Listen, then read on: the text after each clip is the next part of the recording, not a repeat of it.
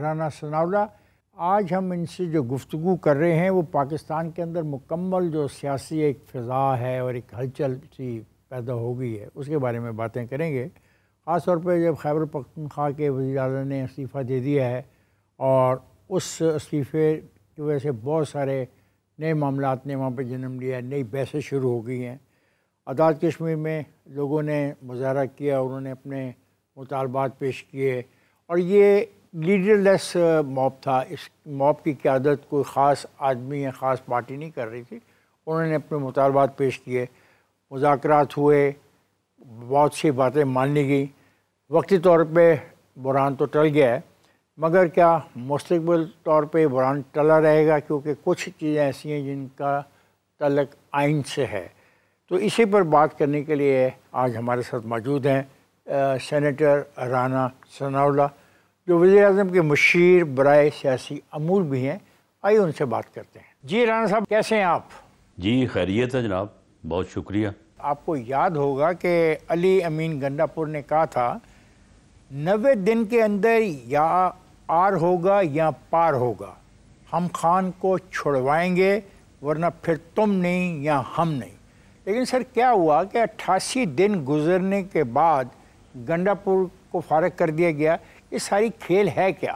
دیکھیں، علی امین گنڈا پور صاحب کو جو ہے وہ ہٹایا گیا ہے، تو میرا خیال ہے کہ پارٹی یا پارٹی لیڈر کی جو توقعات ان سے تھیں، ان کو جب انہوں نے بطور چیف منسٹر مقرر کیا تھا یا منتخب کروایا تھا، تو میرا خیال ہے کہ وہ پوری نہیں کر سکے، کیونکہ ان کا دونوں طرف یعنی گورنمنٹ کے ساتھ، فیڈرل گورنمنٹ کے ساتھ اور اسٹیبلشمنٹ کے ساتھ بھی ان کا رابطہ رہا ہے، اور اپنی پارٹی کو جو ہدف اور جو یعنی ڈائریکشنز یا جو ایجیٹیشن کہے گئے، ان میں بھی انہوں نے یعنی حصہ لیا۔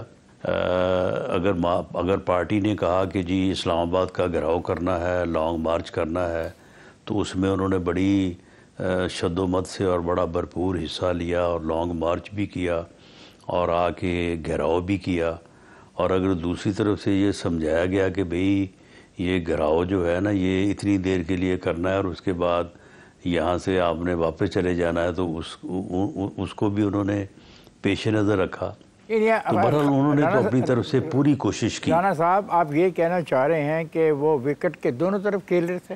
دیکھیں، ایک چیف منسٹر جو ہے وہ صرف کسی پارٹی کا نومینی یا پارٹی کا نمائندہ نہیں ہوتا، اسے ایک اسٹیٹ کے، ریاست کے جو ہے وہ ایک بڑے اہم ذمہ داری کے اوپر بھی اسے جو ہے وہ اپنے آپ کو کنڈکٹ کرنا ہوتا ہے۔ تو وہ کوشش کرتے رہے ہیں کہ وہ ایک اپنی جو ریاستی یا بطور چیف منسٹر ان کی جو آفیشیل اور کانسٹیٹیوشنل رسپانسبلٹی ہے اس کو بھی وہ پورا کریں، اور پارٹی کی طرف سے بھی ان کو جو ہدایات تھیں یا پارٹی کی طرف سے جو ان سے توقع تھی اس کو بھی انہوں نے پورا کرنے کی جو ہے وہ کوشش کی۔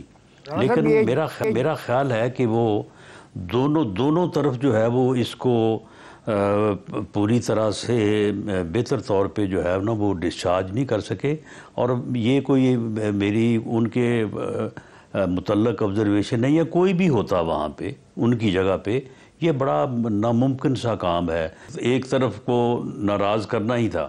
ایسا آپ یہ کہنا چاہتے ہیں کہ انہوں نے جو حملہ کیا ریڈ زون کے اوپر وہ کوئی خاص طاقتور حملہ نہیں تھا؟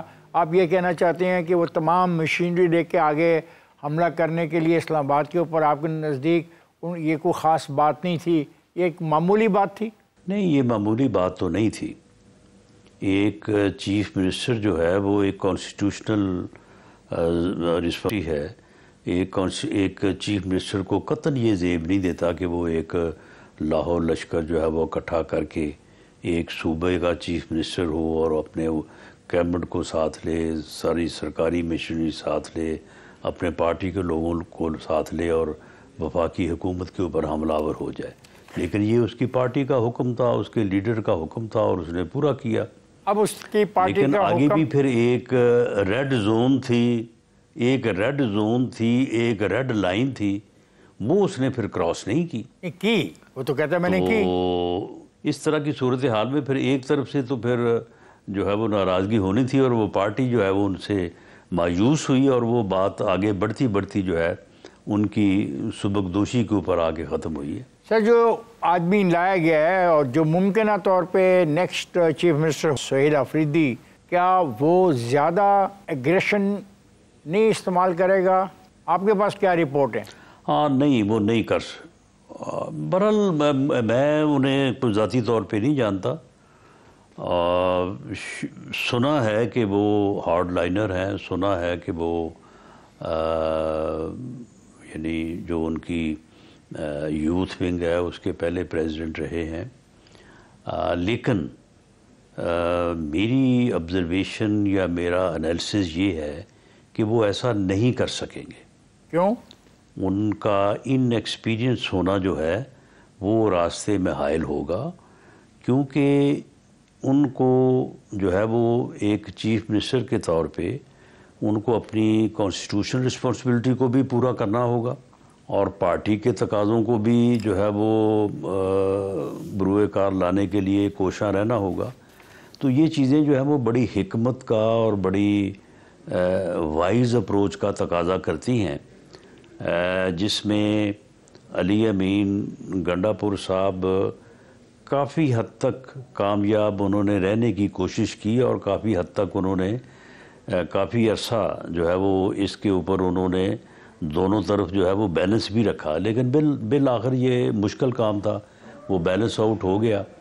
تو یہ ایک نوجوان ہیں اور ناتجربہ کار ہیں، تو ان سے میرا نہیں خیال کہ یہ صورتحال جو ہے وہ سنبھالی جا سکے گی۔ سر، صورتحال ہے کیا؟ آپ ہمیں یہ نہیں بتا پا رہے کہ صورتحال ہے کیا۔ دیکھیں، they are the majority party in Khyber Pakhtunkhwa, وہ جب چاہیں اپنی صورتحال بڑی واضح ہے۔ عمران خان صاحب پی ٹی آئی کے سربراہ ہیں، پی ٹی آئی کے لیڈر ہیں، اور ایک تو یہ ہے کہ ایک طرف جماعت ہے اور دوسری طرف عمران خان صاحب ہیں، درمیان میں کوئی چیز نہیں ہے، درمیان میں کوئی ایسا جو ہے وہ سلسلہ یا ایسی صورتحال نہیں ہے کہ ایک سیکنڈ ٹیئر لیڈرشپ ہو، تھرڈ ٹیئر لیڈرشپ ہو، کو لوگ وہاں پہ جو ہے وہ معاملات کو بہتری کی طرف سلجھانے۔ آپ بھی سمجھتے کہ علیمہ خان وغیرہ ایسا رول پلے کر سکتی تھی؟ جی نہیں، ایسا رول پلے کرنے والا عمران خان صاحب نے دوسرا بندہ جو ہے نا وہ اپنے علاوہ پیدا ہی نہیں ہونے دیا۔ وہ خود ہیں اور دوسری طرف جو ہے وہ کراؤڈ ہے، فین فالوئنگ ہے۔